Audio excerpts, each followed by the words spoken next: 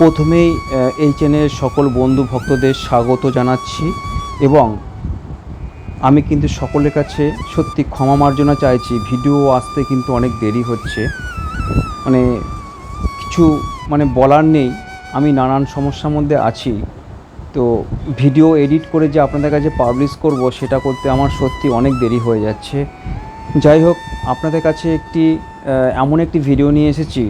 যদি গুয়াহাটি যান কামাখ্যা মায়ের দর্শনে, কামাখ্যা রেলওয়ে স্টেশন থেকে মাত্র 1 কিলোমিটার দূরত্ব এই গেস্ট হাউস অতিথি নিবাস অর্থাৎ রেস্ট ক্যাম্প কালীবাড়ি, এবং কামাখ্যা মন্দির থেকেও 1-1.5 কিলোমিটার, মাত্র 130 টাকায়। তো যখন এখানে গেছিলাম তখন প্রায় 6টা সাড়ে 6টা বাজে। কামাখ্যা মন্দিরে পুজো দিয়েছি 5 ঘন্টা লাইনে দাঁড়িয়ে। এখানে যেতাম অনেক সকাল সকালই, কিন্তু যেতে পারিনি। যাই হোক, এখানে গিয়ে কথা বলেছি। সিঙ্গেল ব্যক্তিও অর্থাৎ কেউ যদি একা আসেন তাকেও থাকতে দেবেন, তবে এখানে সিঙ্গেল রুম কিন্তু নেই, আপনাকে ডবল বেডরুম নিয়ে থাকতে হবে, অর্থাৎ 130 করে 260 টাকা দিতে হবে।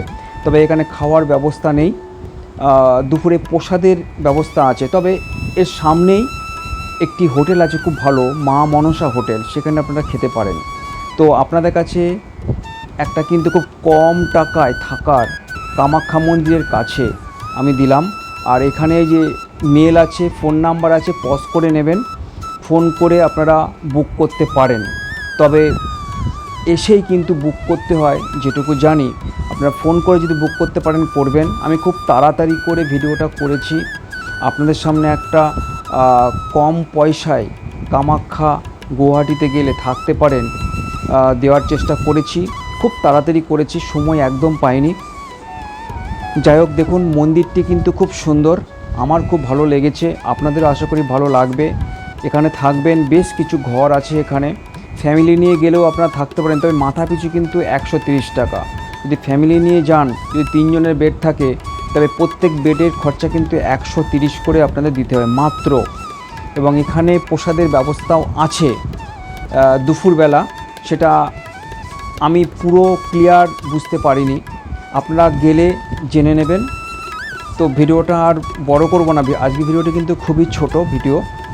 তো কামাখ্যা মায়ের দর্শন খুব ভালোভাবে হয়েছে, পুজো হয়েছে, গর্ভগৃহে গেছি, কখনো ভাবিনি যেতে পারবো।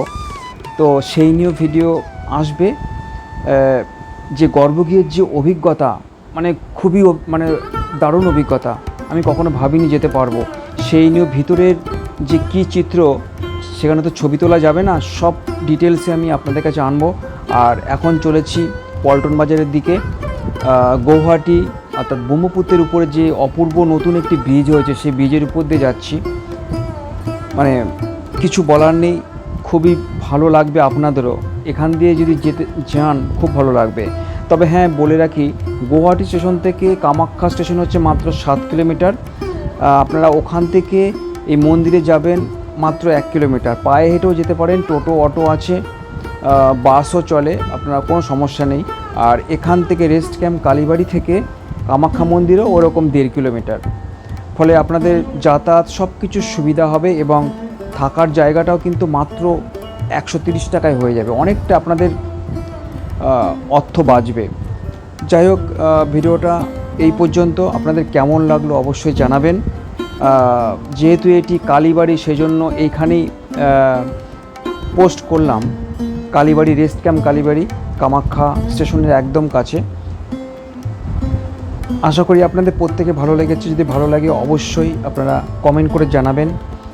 আর যারা নতুন, যদি পারেন চ্যানেলটি সাবস্ক্রাইব করবেন, এর জন্য কোনো পয়সা লাগে না। আজ এইটুকু, সকলে ভালো থাকবেন, নমস্কার।